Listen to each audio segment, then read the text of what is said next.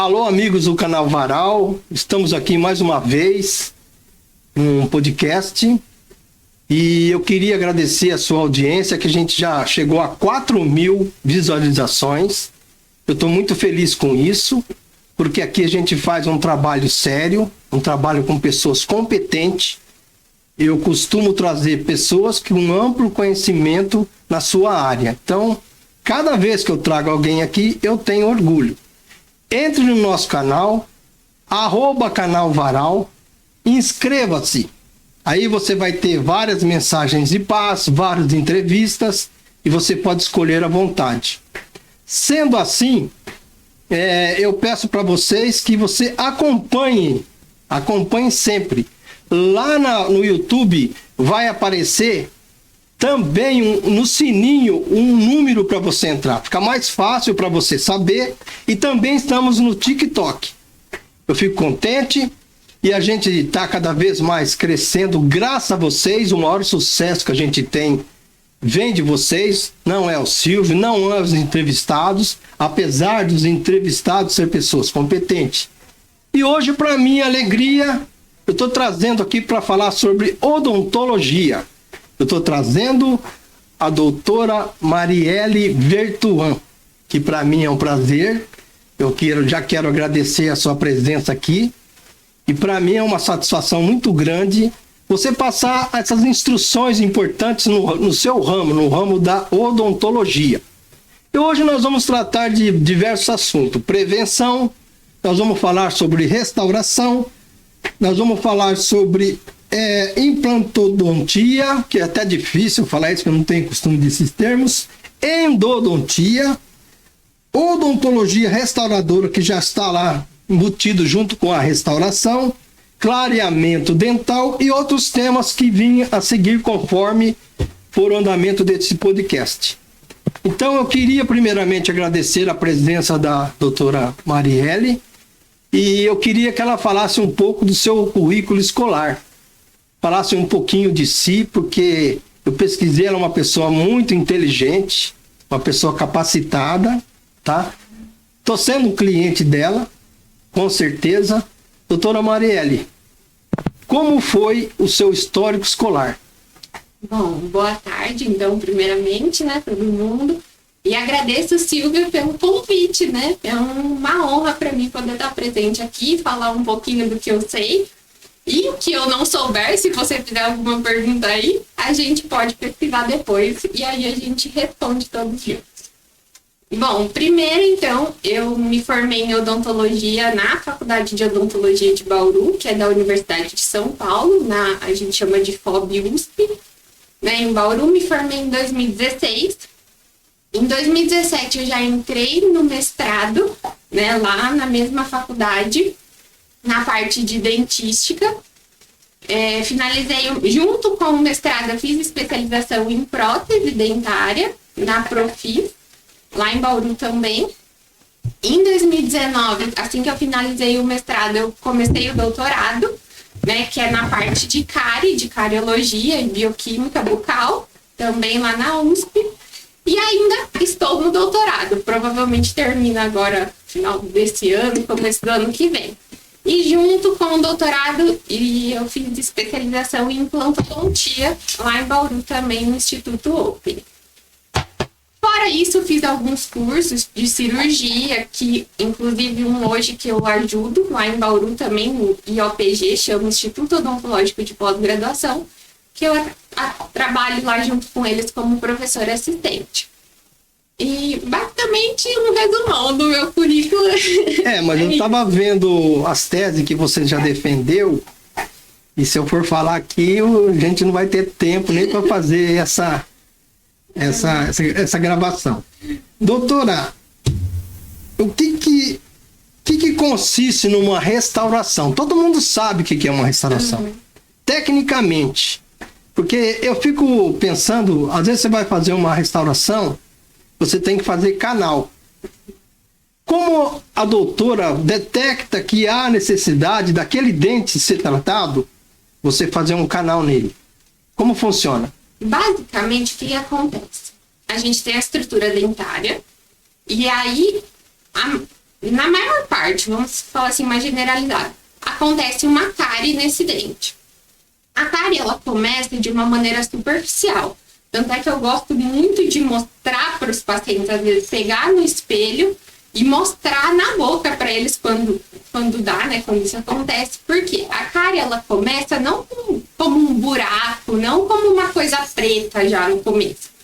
Então, a cárie, ela começa como uma mancha branca, que às vezes a gente nem consegue perceber se o dente não estiver bem limpo, bem seco, né? E num foco de luz, como o refletor da cadeira odontológica. Então, a cárie começa nesse estágio. Aí, com a progressão da lesão de cárie, ela vai aumentando. Sendo que ela pode chegar até o nervinho do dente, que é o que a gente chama de polpa dentária. Então, assim, quando chega na polpa, é que a gente tem que fazer o tratamento de canal. Além disso, pode ser assim, não precisa necessariamente já chegar na polpa, mas às vezes está muito perto e causa uma inflamação irreversível, que a gente não tem mais como salvar esse nervinho do dente, essa polpa. Quando acontece isso, o que a gente precisa fazer? Abrir o dente, chegar até lá no nervinho dele, na polpa, para que a gente possa remover essa polpa do dente, e aí o tratamento de canal ele vai consistir numa descontaminação da raiz do dente até lá no pezinho do dente, no ápice, e aí a gente vai preencher essa raiz do dente com um material obturador para selar, né, para selar o canal do dente. E aí, depois disso, a gente faz a restauração, normalmente em cima do dente, que ela pode ser de forma direta ou indireta, dependendo o quanto a cárie cometeu esse dente, quanto de estrutura do dente foi perdida. Então, assim, a restauração, a gente fala de uma maneira geral. Basicamente, é restaurar, restabelecer, colocar uma massinha, né? Pode ter diferentes tipos de materiais, para reformar o dente, vamos dizer assim, né? De uma maneira mais fácil, para o pessoal entender mais leiga. Né? Eu observei uma coisa que eu fiz no canal esse dia, eu percebi que sai uma fumacinha, parece que tá pegando fogo dentro do dente, e você não sente aquela dor. Na verdade, essa fumacinha acontece porque o material que a gente coloca lá dentro da raiz do dente, para obturar essa raiz, a gente chama de cone de gutapercha. É um material. Então, ele é como se fosse um conezinho mesmo. Ele tem diferentes calibres, dependendo do tamanho da raiz do dente. A gente coloca vários deles, às vezes, junto com um cimento obturador, que vai preencher lá a raiz do dente. E, normalmente, esse cone, ele fica para cima do que a gente precisa, do término da raiz do dente, vamos dizer assim.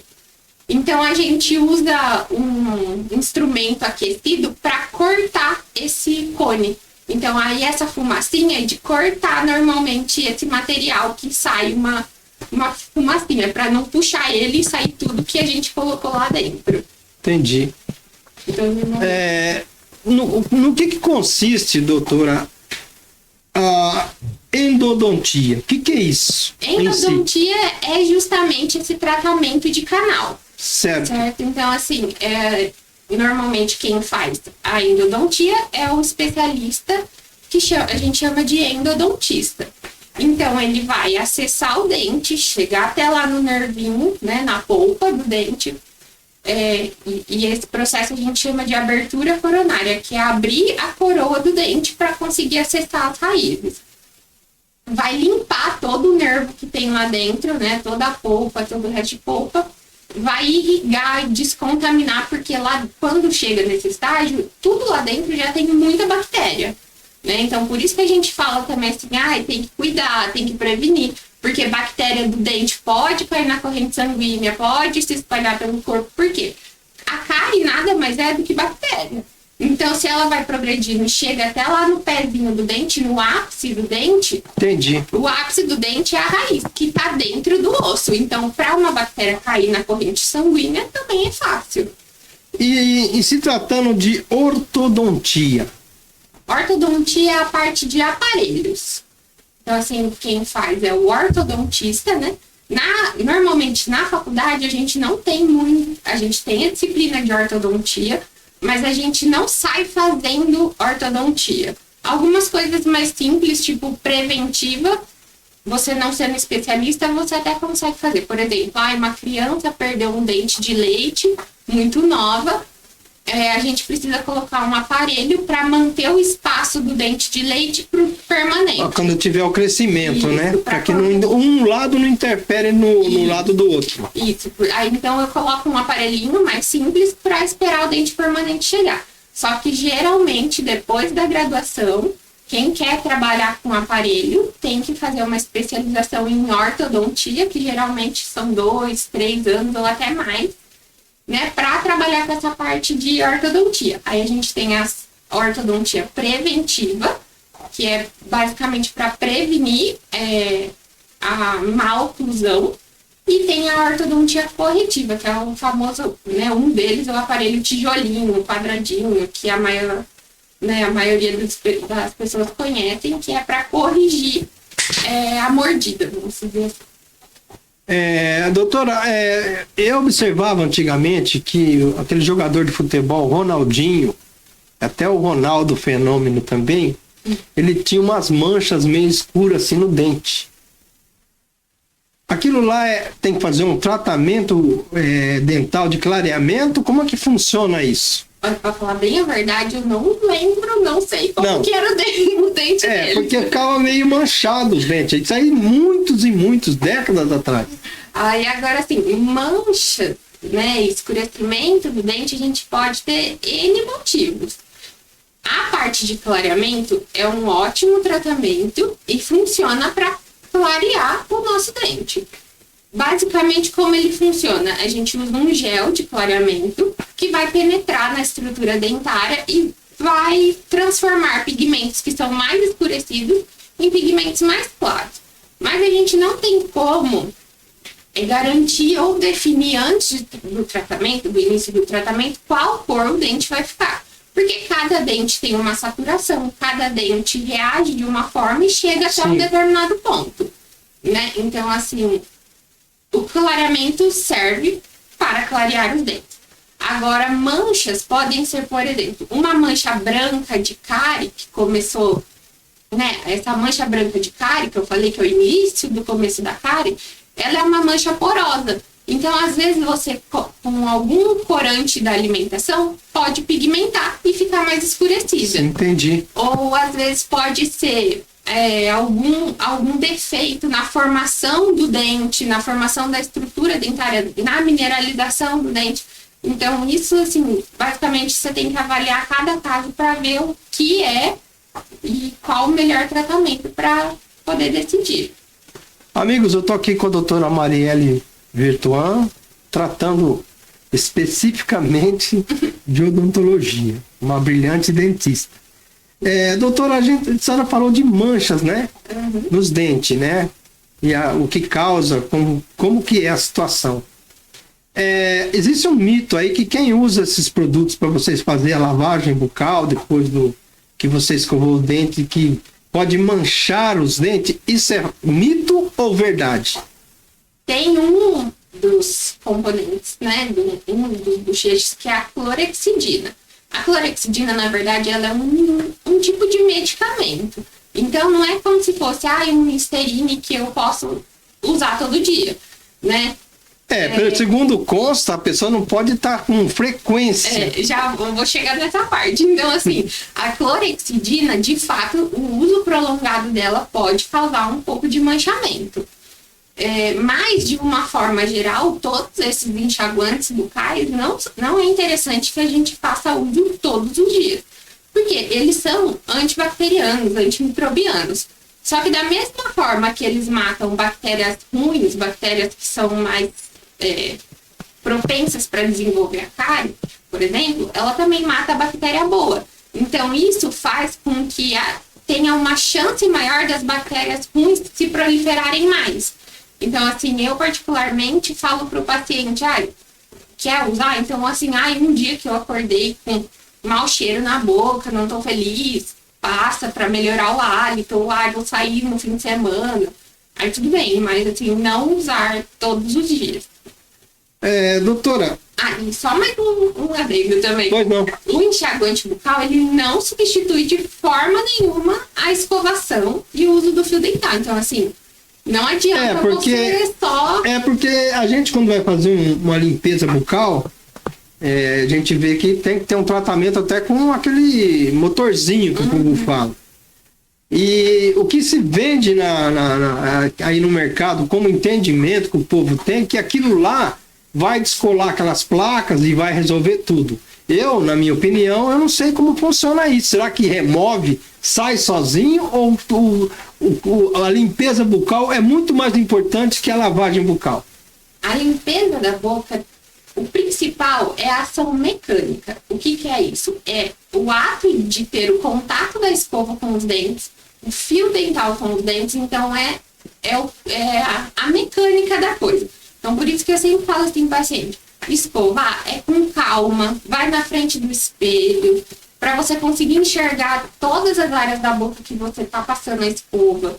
Fio dental não é tec, tec, tec, tec, acabou. Então, também ir na frente do espelho, para você ver onde você tá chegando. O fio dental, o nosso dente, no comecinho da gengiva, ali, os primeiros 5 milímetros da gengiva, ela não é grudada no nosso dente, ela só é apoiada. Então, assim, dentro ali da gengiva, naquele contorno do dente, a gente precisa chegar com o fio dental. Então, o fio dental, a gente vai entrando com ele até, delicadamente, até ele chegar até onde ele vai ali na gengiva, e raspa no dente como se fosse uma toalha enxugando as costas depois do banho. Né, pra gente garantir que tá tirando de fato toda a sujeira que tem ali. E a ação mecânica da escova do dente, passando por todas as faces do dente, pensando que o dente é uma bolinha, tem que escovar na frente e atrás e dos lados com o fio dental, porque a escova não entra, não tem negociação. Não tem espaço. Doutora, o que causa a gengivite, a inflamação da gengiva? A gengivite, principal fator é o acúmulo de sujeira. Essa sujeira, cientificamente, assim, a gente chama de biofilme dentário. O que é o biofilme? Um aglomerado de restos de alimentação, né, sujeiras, junto com bactérias da nossa boca. Então, esse biofilme, ele vai se organizando, vai grudando no dente, de uma forma que ele forma, de uma forma que faz ali como se fosse uma película, vamos dizer assim. E aí a gente, às vezes a gente, é tão pouquinho que a gente não consegue enxergar, mas quando o paciente tem uma má higiene bucal, a gente consegue ver essa sujeira. Então, assim, 90% eu costumo falar dos problemas de saúde bucal são resolvidos com boa higienização, fio dental e escovação.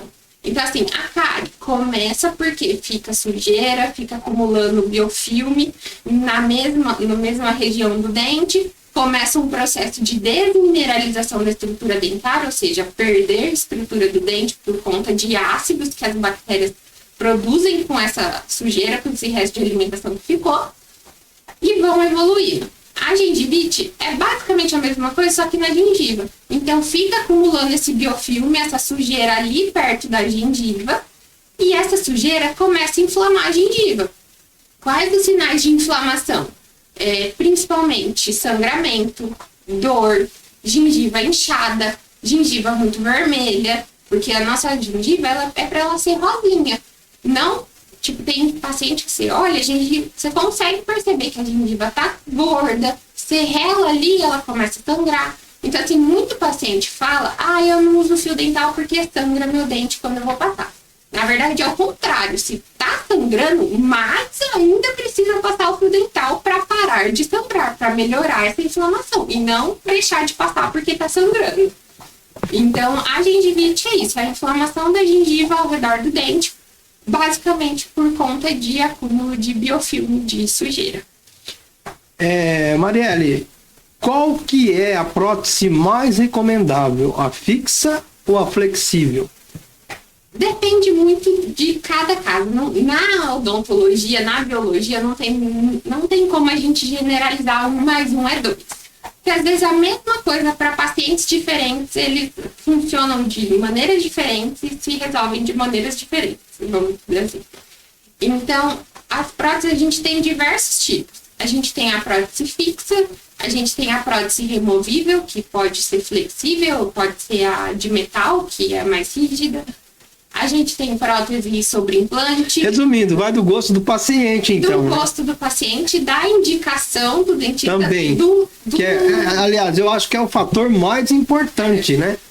Você ter essa orientação da pessoa que...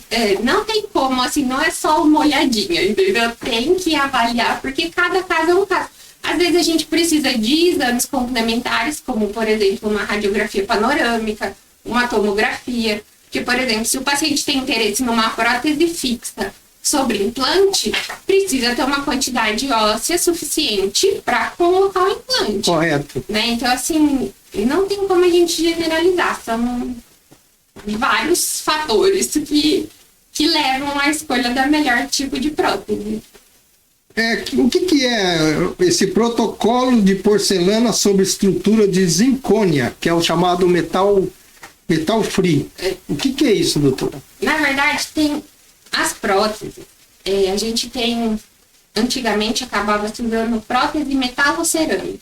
O que é isso? É um metal, um coping de metal, uma estrutura de metal revestida por cerâmica. Hoje ainda se usa muito, né? Mas normalmente para próteses fixas, unitárias ou múltiplas.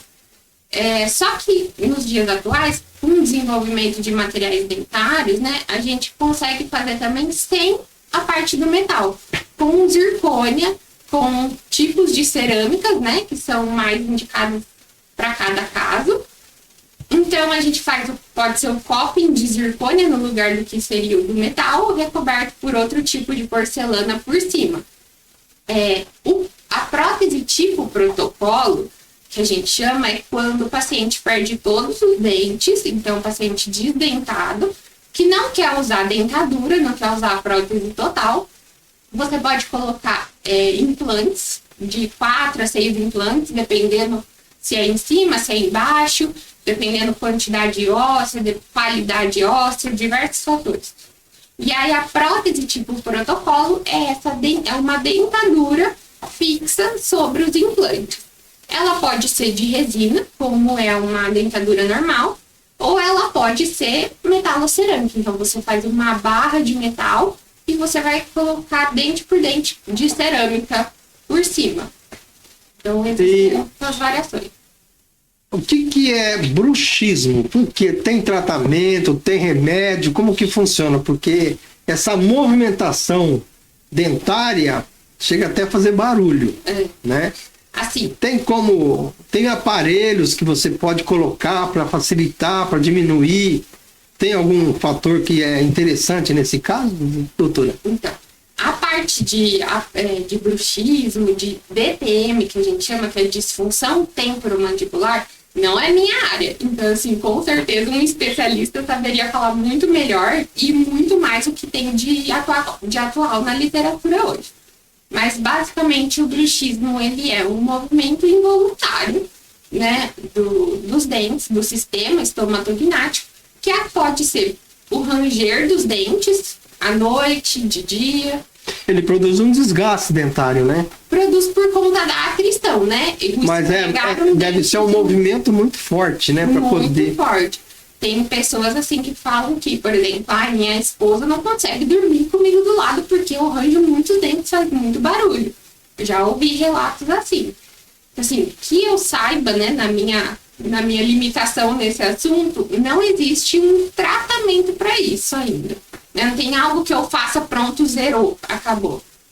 É mais um controle, tentar o paciente se policiar para perceber que ele está fazendo esse hábito involuntário e parar de fazer. Eu sei que à noite, quando a gente está dormindo, é difícil. Então, por isso que a gente pode usar, às vezes, aquela placa oclusal, aquela plaquinha para dormir. Não é que ela vai tratar o bruxismo, mas ela vai ajudar a proteger os dentes dos desgastes. Aí fica mais silencioso, né? De trincas. Fica mais protegido, né? Não que não desgaste os dentes. Doutora, o que essa palavra tem a ver com odontologia? Bichectomia, o que é isso? Bichectomia é um procedimento que esses tempos ficou bastante na moda, que é tirar um corpo adiposo que a gente tem na bochecha. Então, aqui na nossa bochecha, a gente tem basicamente uma bola de gordura que chama bola de Bichat, porque Bichat foi quem descobriu essa estrutura anatômica. Então, nem sempre o rosto da pessoa deve ser ao fato da pessoa ser gorda ou alguma coisa. Isso aí já é uma anomalia, vamos dizer assim, já paralela com o rosto seu, com a sua face. Aquilo surgiu. Verdade, e como que surge isso? Na verdade, não é uma anomalia. Isso é do desenvolvimento normal do nosso corpo. Então, é uma questão anatômica que todo mundo tem. Tá? Então, assim, alguns têm a bola de Bichat maior, menor, mas todo mundo tem. Então, a bichectomia é você remover essa bola de Bichat para afinar um pouco, pode afinar um pouco o rosto, mas isso faz bastante, assim, mais diferença em pacientes que costumam morder muito a bochecha, porque tem a bochecha muito grande. Então, às vezes, você tirando essa bola de Bichat, ele dá um conforto maior e diminui essa mordida na bochecha. Mas, e aí dentista pode fazer, desde que esteja apto, né, para isso, desde que tenha curso ou já, né, tenha aprendido. Tem que ter uma preparação também, né, doutor? Porque na faculdade, na graduação, no curso básico, a gente normalmente não faz bichectomia. Não sei se agora, nas graduações, né, eles estão fazendo, mas pelo menos quando eu me formei, em 2016, a gente não fazia isso, não ouvia muito falar. Agora que está mais assim na moda por conta da harmonização orofacial. Então, assim, é um procedimento que pode ser feito, mas também tem suas indicações, contraindicações, né? Doutora, a senhora também faz o atendimento público, tá? Pelo posto de saúde. E uma pergunta que eu queria ouvir assim, de você como que você vê o serviço de saúde público no ramo da odontologia? É recomendável? Porque tem muita gente que fala assim, eu não vou lá porque lá é isso, lá é aquilo. Então a gente percebe que tem pessoas que têm um certo preconceito com isso, tá? E pelo SUS deve ser também, né? Que deve ter programas federal ou até mesmo estadual que ajuda, porque o tratamento dentário em si, não desfazendo de ninguém, porque a gente sabe que para você ser um médico, para você ser uma dentista, você tem que passar por diversas fases, que não é fácil, né? Você tem que estudar muito. Mas as pessoas falam, mas eu vou no dentista, é muito caro, né? Mas como que está o sistema de saúde odontológico? Como a senhora vê hoje no Brasil? Qual que é a sua como você vê isso? A minha percepção.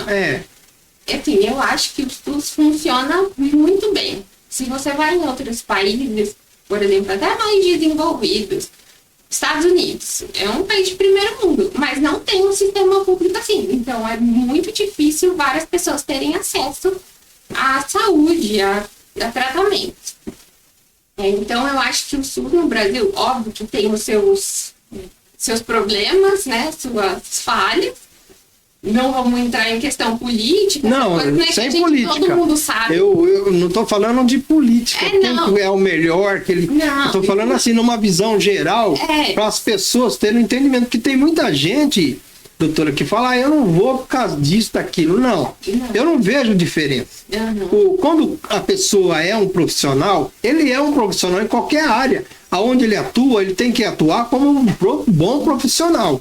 Então, porque eu costumo dizer o seguinte, para você ser assistente social, você tem que entender o pobre, que normalmente quem busca.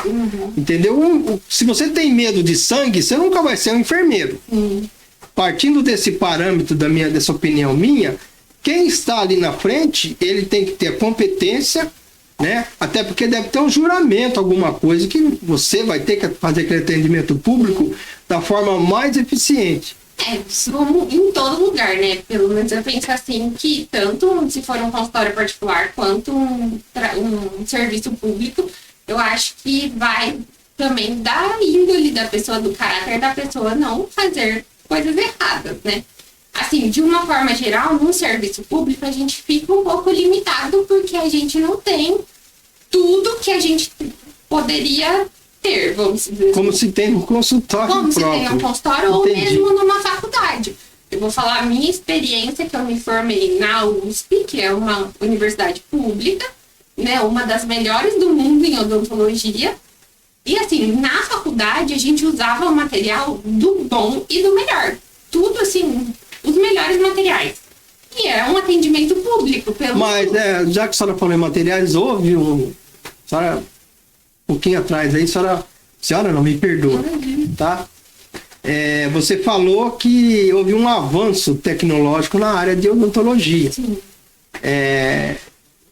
Como a senhora vê isso? Como a senhora entende nesse sentido? O que melhorou em face daquilo que a gente vê há 30 anos atrás? É muita coisa, porque a área da saúde, a área biológica, ela nunca para.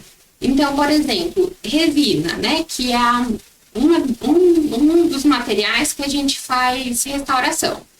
Antigamente, a gente tinha um tipo de resina microparticulada, por exemplo, a composição do material. Hoje em dia, a gente tem nanoparticulada, que tem melhores propriedades. Ou na parte da cerâmica. Antigamente a gente usava metalocerâmica, porque o metal dava mais resistência. Hoje em dia a gente já tem cerâmicas com resistências tão boas ou melhores do que o metal, então não precisa usar. Então, assim, é um avanço. Normalmente, em odontologia, infelizmente, a visão que eu tenho é que os melhores materiais são os mais caros. Então, assim, que nem você falou, dentista é caro. Eu também achava isso até eu ter que comprar material na faculdade. Entendeu? Que nada vem de graça, né? Isso. E ainda que eu fiz uma faculdade pública, então não tinha que comprar a maior parte dos materiais. Era uma coisa ou outra que a gente precisava... praticamente de uso pessoal. Isso, porque a gente precisava na clínica. Então, assim, é coisa de você ir comprar meia sacolinha de mercado, 2, 3 coisinhas, dá mais de R$500. Então, assim, mesmo fazendo faculdade pública, meu pai sofreu em ter que pagar vários materiais que a gente precisava. Hoje em dia, ainda lá na faculdade, agora tem um projeto, como se fosse um serviço para emprestar materiais para alunos que não conseguem comprar, que não tem como comprar. Mas na minha época não tinha isso muito, então a gente não conseguia emprestar materiais. Às vezes a gente acabava dividindo com a nossa dupla, porque a gente atende em 2 na faculdade, então vamos dividir, os 2 usam, vamos comprar junto. Fica mais fácil, né? Então, assim, materiais de odontologia é muito caro. Fora isso, por exemplo, num consultório particular, que nem você falou, tem todo o investimento no nosso estudo, né? Tá tudo computado ali dentro, né? Então, assim, é que nem um médico ou que nem qualquer outra profissão. É que eu falo assim que normalmente o paciente faz consulta sabe que tem que fazer consulta com o médico, né? Mas o paciente não gosta de fazer consulta com o dentista. Fala assim, mas por que eu vou fazer uma consulta se é só uma olhadinha? Porque normalmente as pessoas esperem o dente cariar primeiro, sofrer alguma lesão, para depois procurar, né? Para depois procurar. E aí é isso que eu também volto a falar, que eu gosto de falar para os meus pacientes. A prevenção sempre. Nós vamos falar isso de prevenção daqui a pouquinho. Né? Agora, eu também acho que o serviço público nosso, eu me lembro como a última presidenta nossa, que estava na Alemanha, e eles questionaram ela com respeito ao serviço público de saúde, o atendimento, né? Uhum. E lá na Alemanha, na época, não lembro o nome do presidente, que era, se era primeiro-ministro, não lembro. Ele ficou espantado de saber que a maior parte dos programas de saúde no Brasil são bancados pelo próprio Estado, pelo governo federal. Você vê que nós temos a farmácia do povo, a gente tem um monte de benefício. Sim, Mas agora nós vamos falar sobre prevenção, né? Uma pergunta, uma curiosidade. Com quantos anos a criança começa a aparecer a dentição dela? a criança normalmente começa o primeiro dentinho por volta dos 6 meses de idade. Então, começa a nascer os primeiros dentinhos. E aí, a prevenção tem que ser desde essa época. Então, assim... Eu vou deixar você à vontade para falar sobre isso. Então, assim, começou a nascer o dentinho da criança, já pode levar num dentista. Dentista de criança é o odontopediatra, então, assim, ele é mais especializado no tratamento de crianças. Mas começou a nascer o primeiro dentinho, já é bom levar no dentista. Por quê? Não porque tem cárie, mas para ensinar a melhor forma de higienizar, de limpar. Até porque, normalmente, com 6 meses de idade, é quando a criança começa a introdução alimentar. Então, além de estar nascendo os primeiros dentes, ela vai estar começando a comer. E aí, por mais que o dente seja pequenininho, novinho, pode formar biofilme em cima desse dente. O que é biofilme? Biofilme é aquele conjunto de sujeira e bactérias. Tá? Então, assim, se ficar esse biofilme, essa sujeira, em cima ali do dente do nenê, mesmo ele sendo pequenininho, vai dar cárie. Então, assim, a prevenção começa ali. Então, começou a nascer os dentinhos, escova de dente, pasta com flúor. Normalmente, como a criança é pequenininha, você vai só sujar a escova na pasta, assim, um grão, como se fosse o tamanho de um grãozinho de arroz cru, bem pequenininho. Mas já começar a escovar o dente da criança desde pequenininho, para ela criar o hábito, acostumar e saber que isso é importante, como tomar banho. Então, assim, muito melhor a criança. Ah, meu filho não deixa escovar, ele chora, ele grita. Melhor que ele chore, que ele grite para escovar o dente, do que depois ele tenha que sofrer, vamos dizer assim, com procedimentos mais invasivos.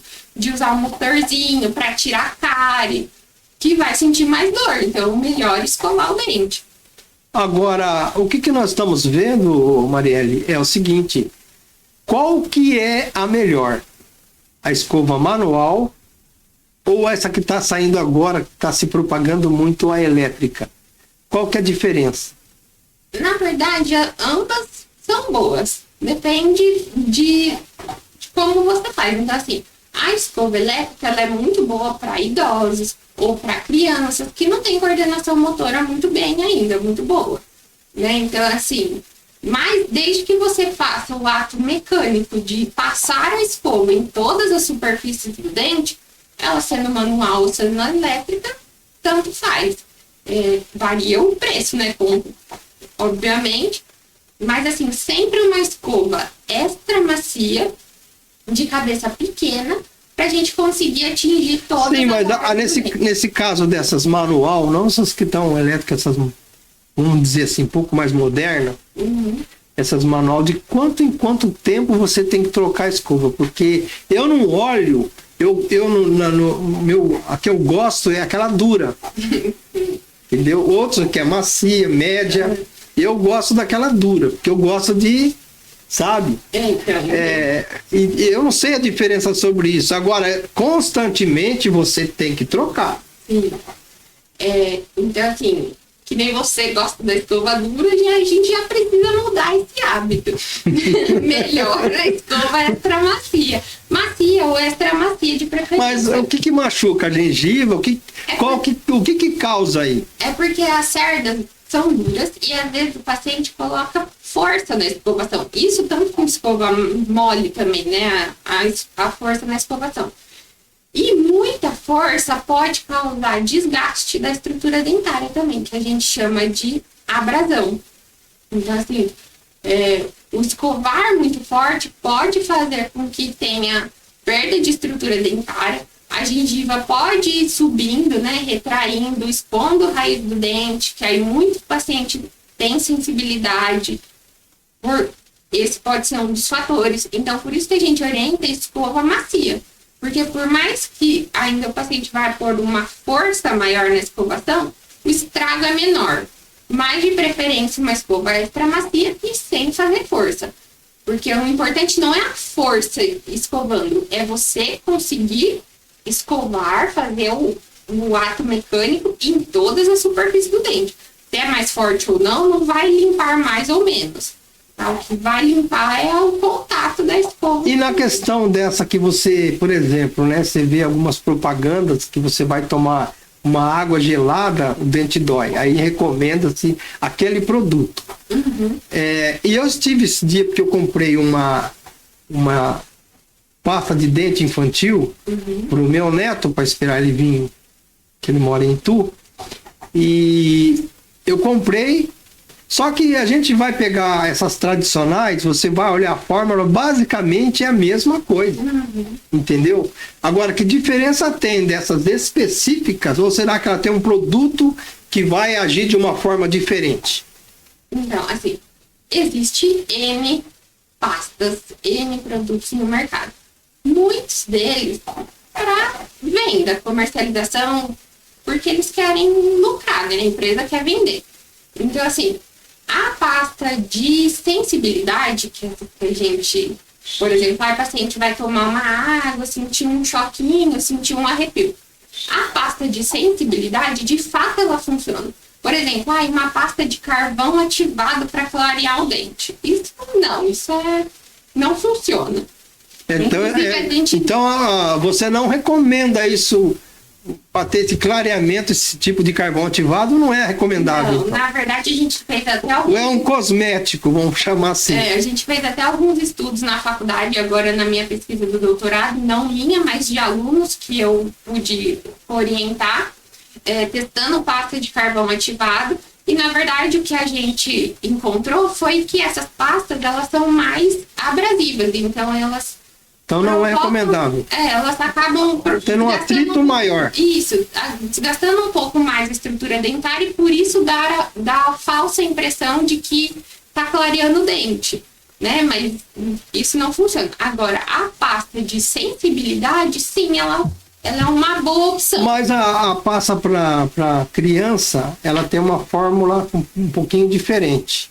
Então, no meu entendimento como leigo, eu entendo que essa pasta normal, então ela não é recomendável para uma criança. Porque verdade, se tem uma mutação na fórmula dela, que eu já tive esse dia até olhando, falei, mas, sabe, ela vem com sabor de morango, ela vem com sabor de uva.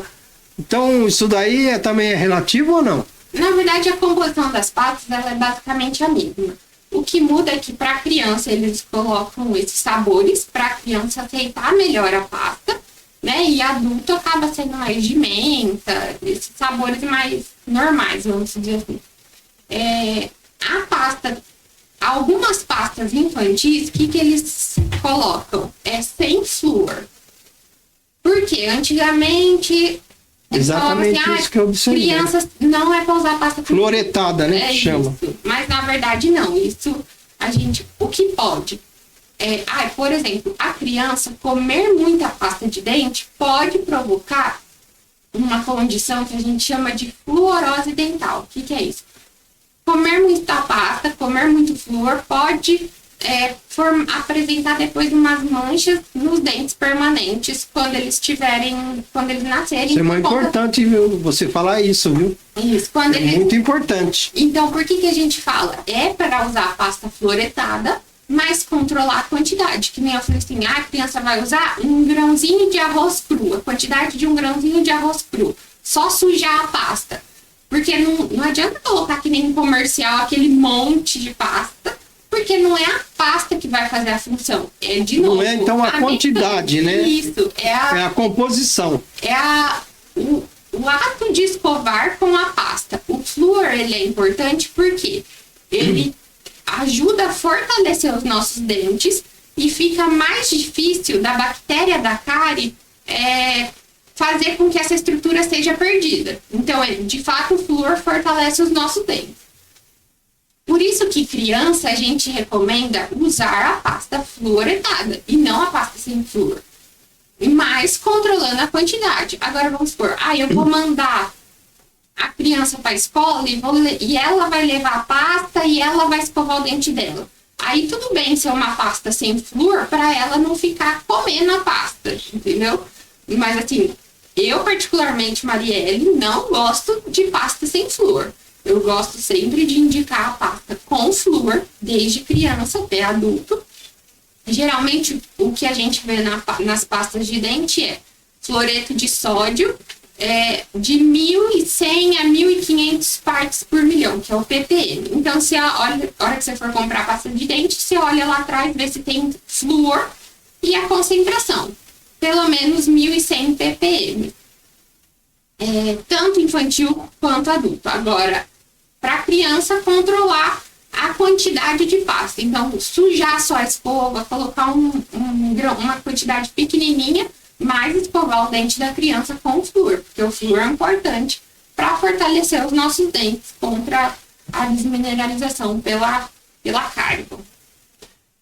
Marielle, para terminar esse podcast, eu queria agradecer a tua presença, foi de pleno conhecimento, eu tive esse prazer, essa honra de você receber aqui, não são palavras simplesmente, são sentimentos que a gente percebe que o objetivo do canal Varal, né, é ser assim, bem didático, que possa esclarecer a população.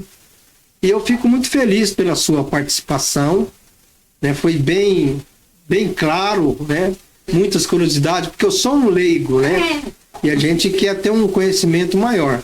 Então eu queria que você fizesse as suas considerações finais sobre tudo isso que foi tratado nesse dia aqui hoje. Eu acho que o mais importante para a gente frisar é a prevenção, que nem a gente falou. Então, assim, escovar os dentes, passar o fio dental de acordo, de uma maneira eficaz, resolve muitos dos problemas de saúde bucal.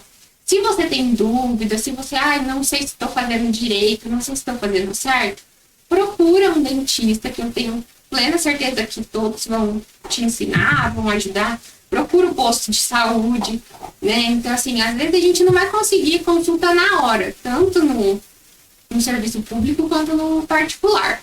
Mas tenha paciência e procure o seu dentista de uma forma regular. Porque se a gente sempre prevenir, vai ser melhor. O tratamento é mais barato, a complicação é menor. Então, assim, muito melhor a gente prevenir uma cárie quando ela tá no comecinho, lá na fase de uma manchinha branca, do que a gente ter que fazer um tratamento de canal, porque a cárie já estava muito grande, porque perdeu muita estrutura do dente, quebrou muito o dente, ter que fazer uma coroa ou perder o dente e fazer um implante. Com certeza esse tratamento é muito mais caro, muito mais demorado, muito mais trabalhoso do que a gente prevenir no começo. Fazer uma limpeza, pelo menos a cada 6 meses. Alguns pacientes, algumas pessoas precisam de um controle mais periódico, com menos tempo entre uma consulta e outra. Mas eu acho que o principal é a gente não esperar ficar com dor, não esperar quebrar um dente, não esperar acontecer alguma coisa assim para ir no dentista. E sim prevenir. E caprichar na escovação e no fio dental também. Não é assim, escova o dente, mas nunca passa o fio dental. Não, a gente precisa passar o fio dental. Amigos do canal Varal, né, eu tive a honra de receber aqui a doutora Marielle e peço para que você nos acompanhe, né? Inscreva-se lá, entra no YouTube, inscreva. Eu queria agradecer mais uma vez pela brilhante explicação que a doutora nos ofereceu. E aqui eu termino agradecendo a todos.